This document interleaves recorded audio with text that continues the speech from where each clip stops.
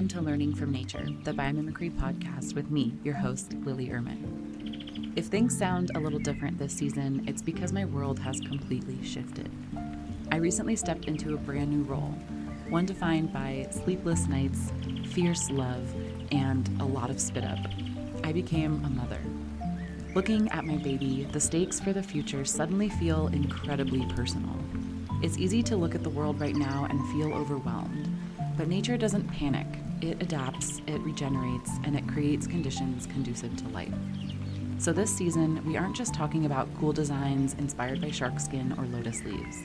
We are diving deep into hopefulness and radical action. We're exploring how nature's 3.8 billion years of wisdom can help us build a truly life-friendly future for the next generation. Grab your coffee, lace up your walking shoes, and let's learn how to grow forward together.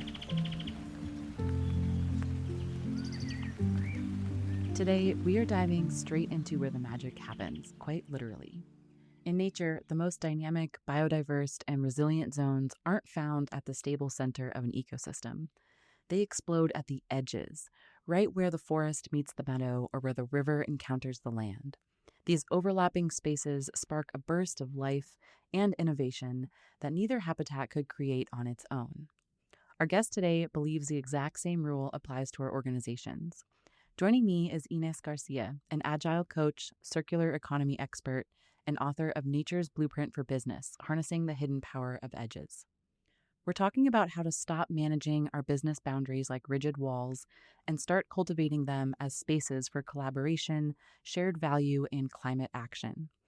If you've been looking for practical ways to shift your company from just surviving to actively creating conditions conducive to life and thriving, this one is for you. Let's welcome Ines to the show. Ines, I'm so excited to talk to you. Please do a quick introduction to yourself and how you got into biomimicry. Hi, so Ines Garcia here from the UK, freelance, and I like to explain that my work sits in an intersection of helping to leave the place better than how we found it, and that's with the products, the people, and obviously the planet. Let's get into kind of how you fell in love with biomimicry and what your path was to that practice and perspective. So, yeah, once upon a time, I come from communications background. I have a double degree in these things. So think of advertising, marketing, PR. That's yeah, over 2 decades ago. And over time, my work sort of led me into internal communication, and that really shed the light of how companies work, not just what they say they do, but actually the inner workings within. And that sort of was at the time of the digital boom and the early 2000s. Um, and then in terms of delivering tech or digital, that led me into lean and agile, which essentially is this idea of iterations, incremental approaches to reduce risk and increase predictability. And feedback loops is something that you touched in the podcast before, and it's a strategy of nature, isn't it? Mm. And this lean and agile took me to the quest to expand the work that I do, because often when you think about being lean and with this agile practice, you often only look at one variable, at the variable of reducing waste of time. But also, we should be looking at reducing waste of effort, of finance, of materials and energy. So that took me to undertake an executive program with Cambridge University on circular economy and sustainability strategies. And from there, I'm getting to biomimicry. Yeah? Is the third principle of circular economy is regenerate natural systems. And that's a principle out of the three that I don't think we speak enough about. That's how I found biomimicry. Um, Especially through learned biomimicry, which you had some people from like Jess and Alistair from the team there in the podcast, and it was incredible not just to meet the wonderful humans there, but also the 6 months of deep dive for somebody that has had no background in biology or anything like that. So it was an eye opening. Yeah, I love Learn Biomimicry. And so you did their practitioner program. That was the 6-month program. Yeah, exactly. That's it. So, what would your definition of biomimicry be? I know there's kind of core tenets that we all look to and understand, but I also understand that we all have our own perspective on this. So, what's your definition? Well, I tend to rely on this the innovation inspired by nature. I think that's genuine opinions and the ideas of tapping into the 3.8 billion years of R&D that sort of sits really well when I'm trying to breach the chasm into organization. That language seems to work quite well. But I was thinking also that we could describe it as the move between urgency and agency, or moving from urgency to agency. I love that. That's really important. And you wrote recently a recently published book called Nature's Blueprint for Business: Harnessing the Hidden Power of Edges. So, I want to get into what does biomimicry mean for business in today's world? And I'd like to start with this idea of edges. Can you describe what ecosystem edge is and what a business edge is, and kind of where the magic happens for an organization and or nature? Yeah, I'll do my best. So I think the challenge with our artificial structures like hierarchies or charts or even a team, those things were designed for a different era. If you think about it, some of them are like legacy tools from the 1800s, and we haven't evolved them, and how life has changed since the 1800s. Um, and some of these structures, they filter, they suppress, they silo. Essentially, they work against diversity of thought, of perspective, and approach. And what nature show us through specifically the book quite focuses on the edge effects is that where forest meets meadow, where river meets land, those ecotons, is that where the greatest biodiversity happens, innovation, productivity, precisely where difference meets difference is where the magic happens. It doesn't happen at the center of things, it happens at the intersections. So I'll take the opportunity to say that diversity isn't just a values conversation, it's a design principle for resilience.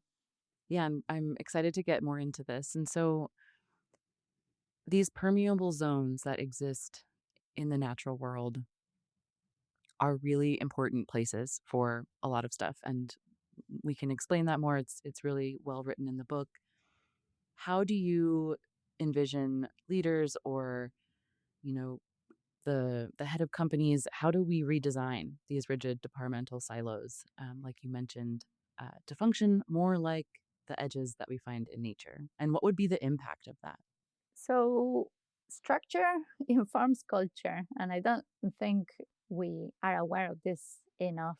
In the book, in particular, we sort of cover 6 different principles of business design, which are grounded in the natural mechanisms, and we go into details for this. But I think for the time that we have, a couple of things it may be helpful for listeners to think about and to tinker with, right?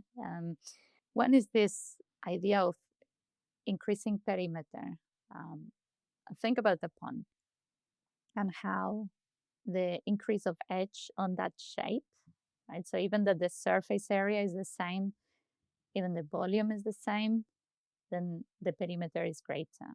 And so the question comes to, well, what does a greater perimeter bring? And that increases opportunities. So opportunities such as to collect resources. And now with our sort of business hat on, think of resources of documents, devices, finance, stuff like that. Also increases the opportunity to create the spaces for members' interaction, diversity of microenvironments. And also increases those edges, that increase of perimeter, the enables the increase of exchange, and for our business context, exchange of ideas, knowledge, energy. And it also increases the density of activities in a small area. And underpinning all of this is the shift on the question from what tool shall we use to what function are we trying to achieve, and how does nature solve that? I think the reframe alone opens up a world of opportunities. I'm curious if you can give an example of a company or someone that you've known who's done this successfully, or we can get to that later when we talk more about other kind of principles that we can adapt in the business world. But I'd love to hear you give some great examples in the book of real world examples or real world folks that are applying this. And I'm curious if you can walk us through one of those so we can envision what this might look like in reality. One of the things that I was quite happy to bring across with the book is like real life examples of practitioners doing some of this work in the world. And for example, Esmeralda, from creating ecosystem of businesses that um, creates not only local tourism, but tourism that regenerates in its space. And that was through her own biomimicry venture, if we can call it that, of discovering that what we may think as fairly structured and settled industry could look like if you really look at nature to solve your challenges. And I'm curious if you can get into that example a tiny bit just to show us and share what you mean when you say like a business ecosystem. Yeah, so well, I don't really want to take the light from her, but from tourism, which it could be quite structured way of doing things. She started looking into an ecosystem of partnerships where you could help upon each other in having lower footprint and an increase of social handprint of the different spaces and the people involved in tourism at the local area. So how can perhaps another example I can talk to you a little bit more about is something I'm doing at the moment, which I call it triadic connections. This um, it came about to increase resilience in organizations where it came about from a study on capillary systems, so how the nodes always connect to three other nodes. And redundancy is often something that in organizations is looked as a negative connotation, but redundancy is a resilient mechanism. And so what we're Hmm. doing at the moment is to increasing that resiliency through some redundancy to ensure that there are always three nodes that can continue not just business as usual, but enhance the current operating space. Because one of, I think, one of the biggest um, issues that we have is the sharing of institutional knowledge. Like how many times you land into a project and there isn't documentation, or the person that knew how to do this thing is no longer here or is in long-term leave, or so with this very simple idea of these triadic connections of making some redundancy of knowledge, we are trying to tackle the resilience of the company, given that our operating space changes fairly rapidly, I would say, with our global sphere at the moment.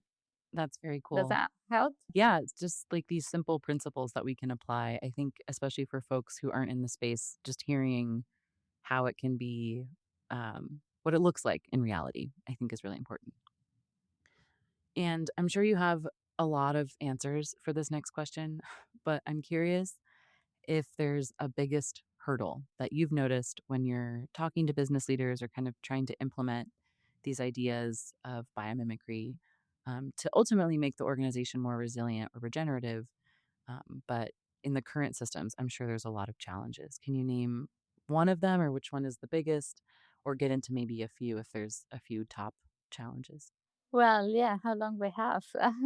I'd say that the institutional knowledge that I kind of just mentioned I think is a very important one, and especially with some of the new technologies that are rapidly being spread across the organization, is something to be very cognizant and relevant, and how we ensure that the next generation exists and can operate in terms of how we hold and share that knowledge. Mm, but another thing maybe worth tackling here is that what we mistake to what's normal. And we tend to think, or what we tend to think as normal is often just common, not natural. Um, I think a helpful starting point maybe is the concept of external God complex. That's how I call it, which is in comparison to the standard God complex of the belief that the solution of our challenges, um, you hold that. The external one is that you think the solution is out there only if you want, only if you found it like out there as the the right framework or the right hire or the right technology. But the argument here is that given that the solution has to work within your context, the answers almost always lie within that context too. So practically it's about starting small, starting local, look at where your organization already has edges, where the team intersect, where your organization meet external partners, where different disciplines sort of brush against one another, because those things are not problems to be managed, they opportunities to be cultivated, right? And how Mm. once you spot the spaces, then how can you create the conditions? And I think one of the practitioners in the book, Rosanna, puts it very nicely, which is she says that change happens when the conditions are right, and rather than forcing diversity as an initiative, perhaps ask what are the conditions that would allow different perspective to sort of naturally contribute and thrive here. Um, yeah, I think those things are difficult concepts to get one head around, especially being very accustomed to the typical structures, things that we get off the shelf. So again, or charts and so on. But tipping points are not linear, so small, consistent changes at the edges can produce great results.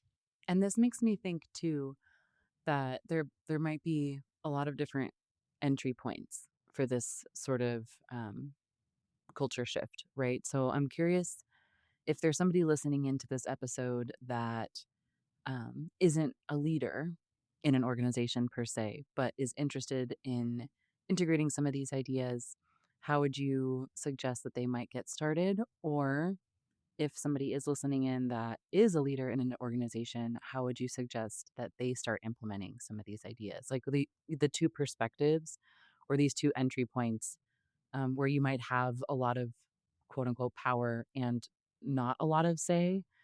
If there's different different approaches and or if it would be the same approach. Does that make sense? Yeah, but I like to empower people because we I see this very often. I think in my first book, the Agile book, I cover this idea of us versus them, and is so ingrained in the narrative that we use. And I think the words and the semantics matter a lot. And each one of us within our own work, we are stakeholders. We have a stake. And so I'd argue that most often you don't have to ask for permission. So if if some of these ideas of intersection, of convergence, of finding the spaces and the magic of the edges appeals to you, you don't need to ask for permission. It's something that you can start trying to find already. And in you tell us, Lily, what you said, but in the way that I tackle the book, yes, we tackle these ideas. Yes, we tackle very specific nature mechanisms and strategies, but yes, we also roll up our sleeves. Yes, you don't have to do everything at once, and you don't have to do it alone. And I think, well, at least that was the attempt of how the book has, the structure that it has, and some of the activities and things that it sort of prompts the reader to do. But what do you think? I love how there are these invitations at the end of each section to think through the material and then apply it to something that you're facing in your company or in the business. And I'd love for you to walk us through like a great example of that early on was kind of rethinking the org chart.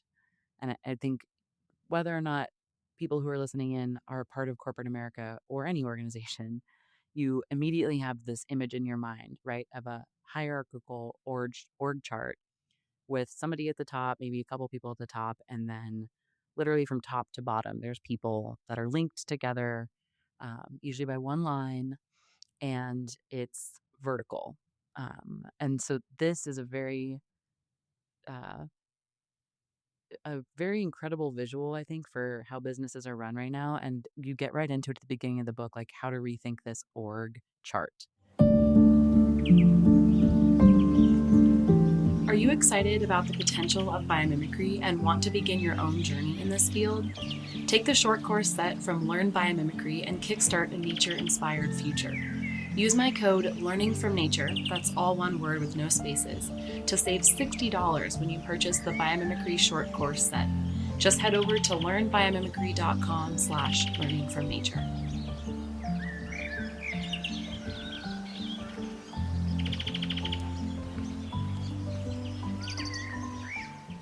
What does it look like to view that through a biological lens? Can you give us a tiny hint, and then I'll invite people to get this book and work through it because it changes depending on what you need, right? But what would that look like if we changed it through a biological lens?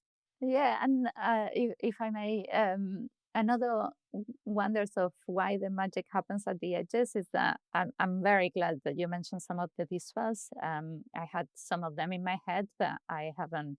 I mean, I studied art for 2 years, but that was like forever ago. And through Learn Biomimicry, one of my peers in the cohort is Brittany Trifo, and she's amazing. She also operates at the edges of design, of visuals, of architecture, and actually she made all the all the images and the illustrations for the book. So anyway, I had to drop that in there because she Oh, did a very great job. cool. Yeah. So the truth is kind of we have this obsession with order. Like even if we think about our gardens, they must be tidy and have to be bound in straight lines. And our tidy organizations and how we commonly imagine, commonly, yeah, not naturally, imagine that order is with highly defined structures, roles. And again, if we look at nature, if I look out the window just now, the edges are not tidy. They don't have clear straight lines. And when we obsess with these clear cut definitions, we're setting progress back. It's like succession, but the other way around. And therefore, nature goes back at work with the disruption we just made in our gardens and in our reorganizations.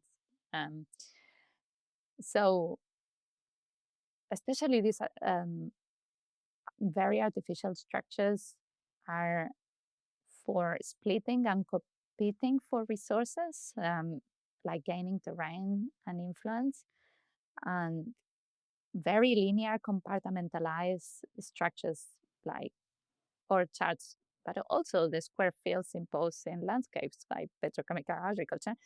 Those things don't encourage much exchange and flow. And it kind of becomes at times the goose and the golden egg story. Um, and especially the bigger, the more mature the organization is, mature or immature, the imagined separation between the elements is wider. Mm. And the definition of those modules, of those teams, of those roles, of those departments, of those tasks is tighter, and then the belief of being a truly separate entity is higher. Like some of what we were just saying, like us versus them. The higher up wants this, so they told us that. Um, so those straight lines or boundaries, the hierarchies, either amplify or suppress information, and what they definitely do is filter out and silo. Um, so yeah, but it's interesting that those 3.8 billion years of strategy refinement has a very different take, a take that generates abundance instead. Yeah. And that hints at this, but I have a follow-up question is I immediately picture somebody in a suit who is hesitant about this, right? They say, "Okay, but the org chart, this hierarchy in our organization is important for efficiency." That keyword efficiency. And maybe it's because we were so used to it and this is just something that we've done, but people a lot of folks at at the high level of in companies and businesses, from what I imagine, and you can correct me if I'm wrong because you obviously are the expert here, but there are there's so much hesitation because this is the way that things have been done and this is the way that we see the path to efficiency. And if we start to mix things up, yeah, that messiness I think is feared because this is like, a high stake business environment and profits at stake. So how do you address that challenge to this approach? Yeah, so I'll probably try to unpick each one of the statements because I think there is much in there. And uh, the truth is that organizations don't have real boundaries, they all artificial ones. All those things are a cognitive invention by us, one species, to sort of help us to make sense of the diverse reality we live in, right? And that could be helpful, cognitive thoughts and share ideas.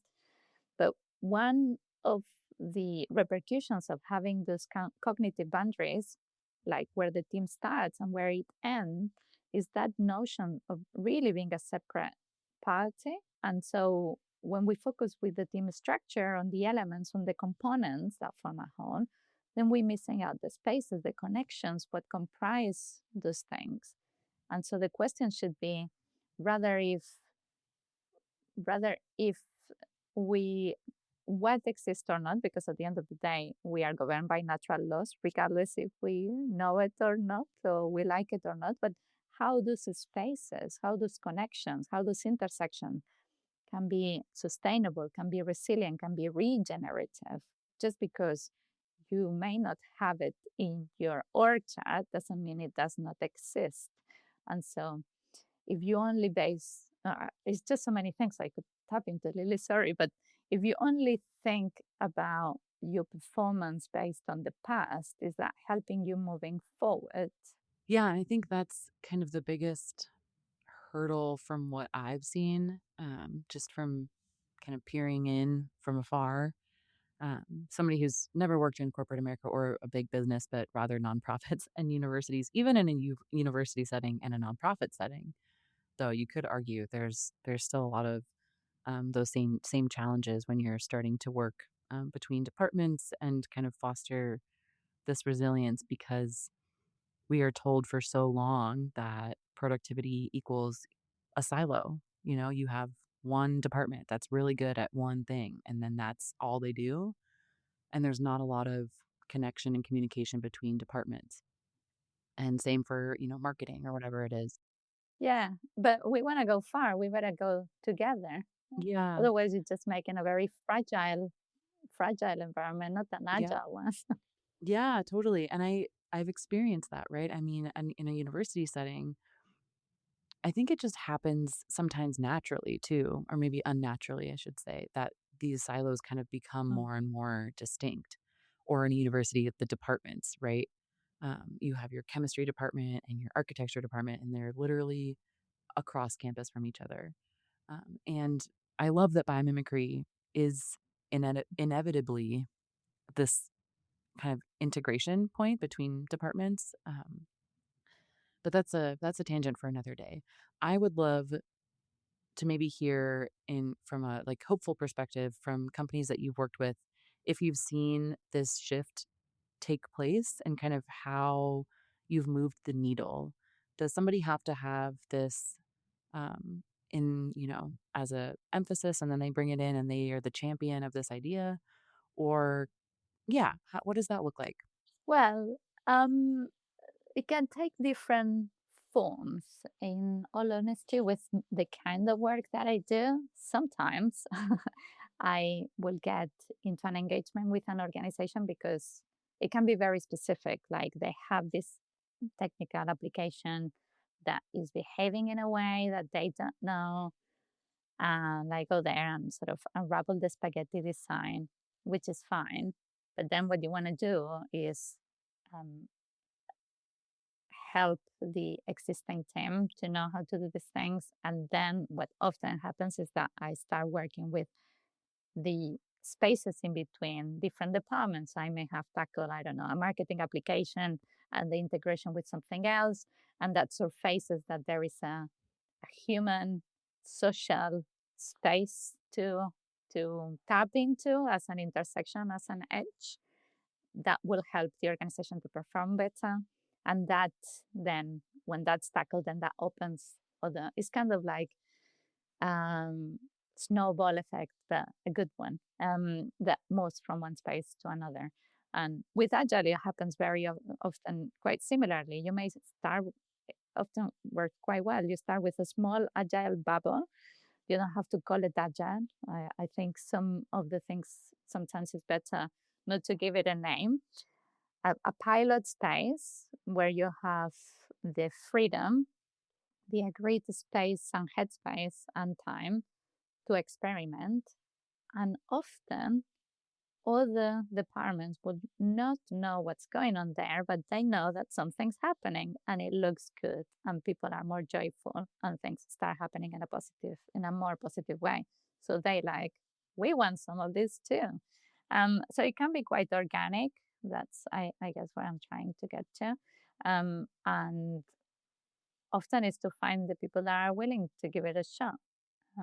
Can be from C level, but also can be a heads of department or somebody that's heard something and wants to try something else. It depends of the culture that you have. I think that can make a big difference. And again, we all have a stake in our work and in what we do. So you don't have to ask for permissions.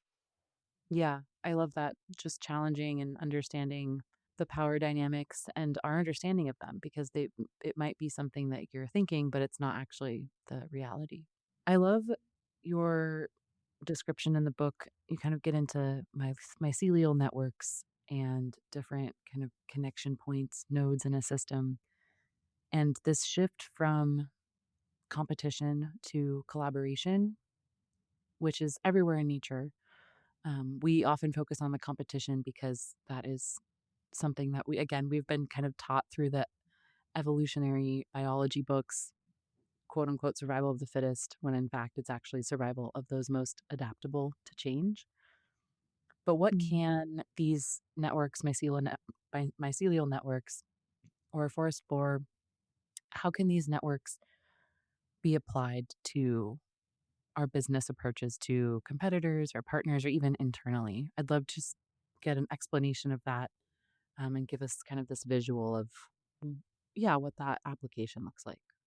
So I think to its core is that yes, we want to go far, we better go together, right? And in our finite planet, um, I do think that we are moving and it's becoming more apparent even with some of the items that we can see at global state that we ought to move from competition to cooperation. I mean, like we are living within a confined natural space, and so you can see things like the extended producer responsibility and other policies and laws. I mean, these things are happening, but also the implications of the things that we share, including the air that we breathe and the fresh water availability. We are already consuming worth of almost 2 planet Earth, And if everybody was behaving how the majority we do in the tiniest leader of the Northwest side of the world, would be at the rate of 5x. So how do we bring these big ideas, to get to your question, to tangibility? So I think there are a couple of things maybe helpful for listeners here. One is I find that the concept of circular economy really helps to bring it down into, okay, so how are we evolving our products? Because it has these three principles: keeping products and materials in use for as long as possible, reducing waste and pollution, and then regenerate the natural systems. Um, and a common practice from Agile, well, really comes from Lean, is called value stream mapping. And I don't know if you have come across to that practice before, but essentially is Lean practice that is often looked at one or two departments, how you can stream value stream from the beginning inception into delivery of thing. And ideally, you actually do it across your whole value chain. So with your suppliers and with the end user and devices in mind and everything. And but often you only look at that with the lens of time. How can you reduce waste of time across your whole value chain? And I think it was 2021 when I published the real value stream mapping, which is you do a lot of prep to put value stream mapping in place. Like it takes a lot of effort and days and multiple different people involved.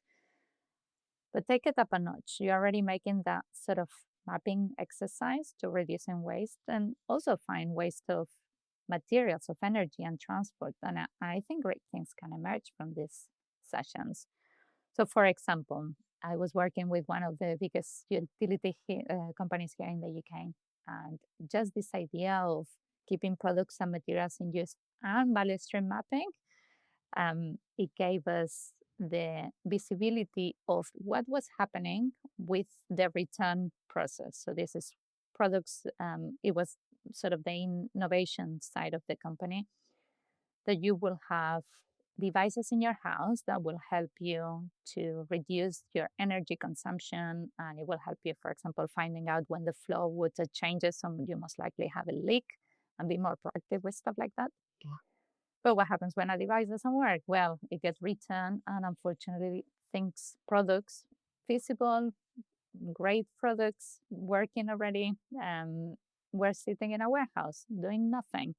And so, doing this couple of ideas, keeping your products and materials in use for as long as possible, so giving it another life in this case, um, it helped us not only for finding a resale opportunity, but also the reduction of the warehouse cost.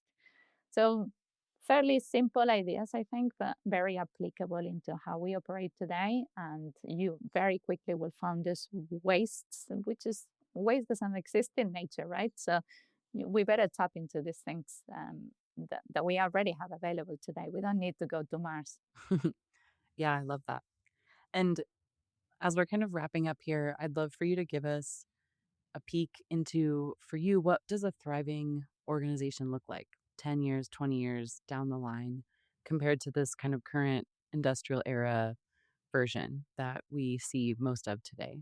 The future is not to be predicted or forecasted as much as we like to do these things, but to be imagined first so that we can create it. I think art and culture are so important to help us to move to the next level of maturity as a species. And we have to come to terms to our thriving and abundance, that is at reach, but we ought to address our behavior into, and obviously the repercussions of such a behavior into the very systems that sustain our life on Earth. So I will ask leaders and everybody involved to reflect: how can you be creating a process that is energizing and generates beneficial intersection at your work?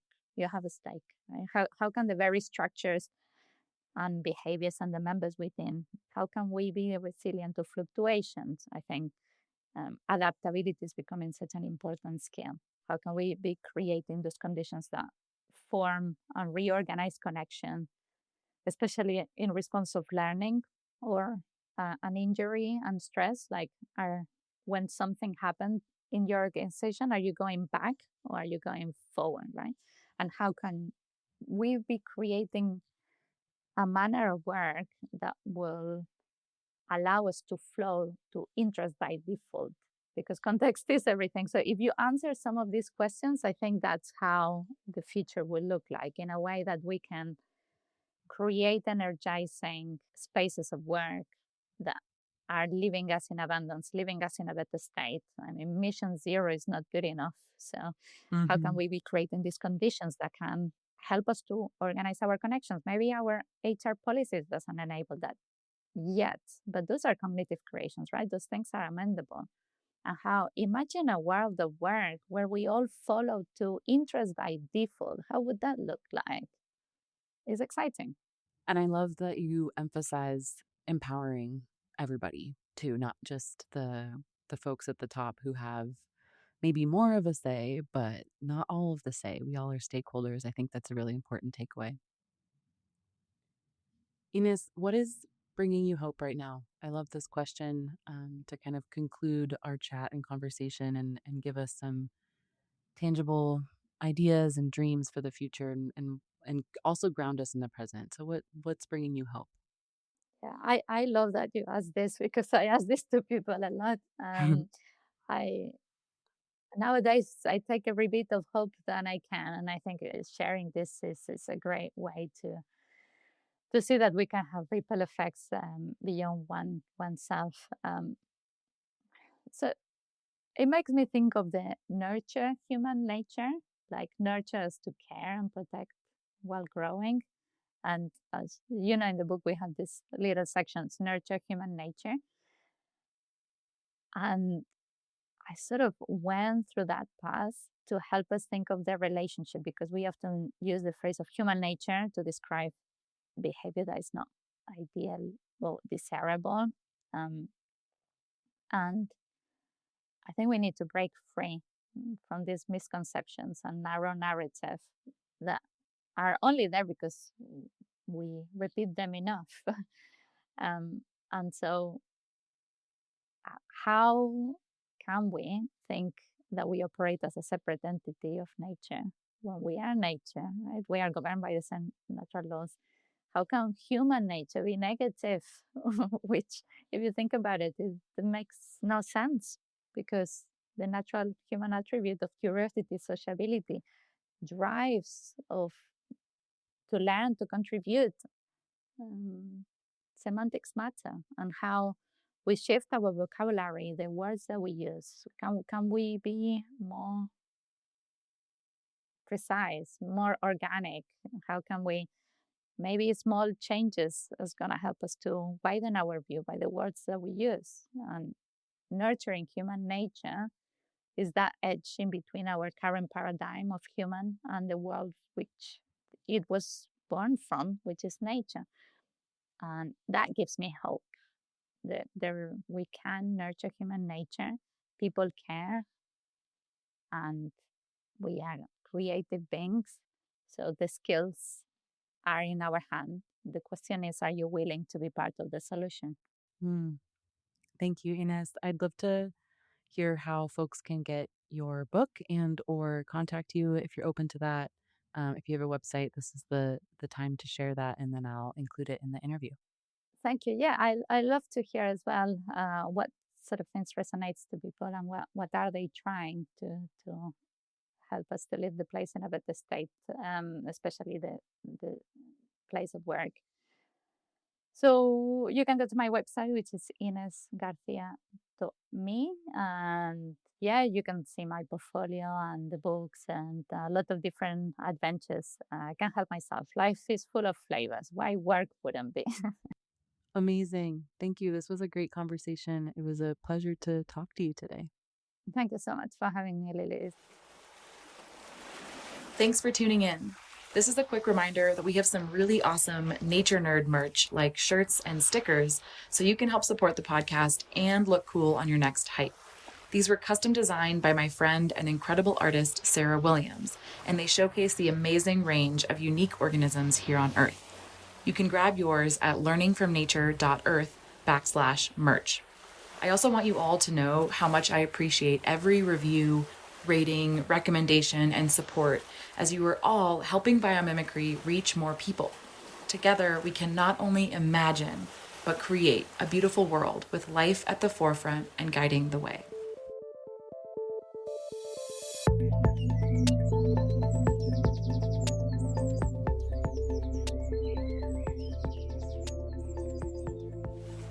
This episode was brought to you by Learn Biomimicry. If you're wanting to start your own biomimicry journey, they have a special offer for my listeners. I've known about Learn Biomimicry for ages and actually was a mentor for one of their programs briefly a few years ago. I've seen firsthand the impact it can have on folks. This is your chance to better understand biomimicry in just 3 short courses, all with the depth of a degree and the ease of a TED Talk.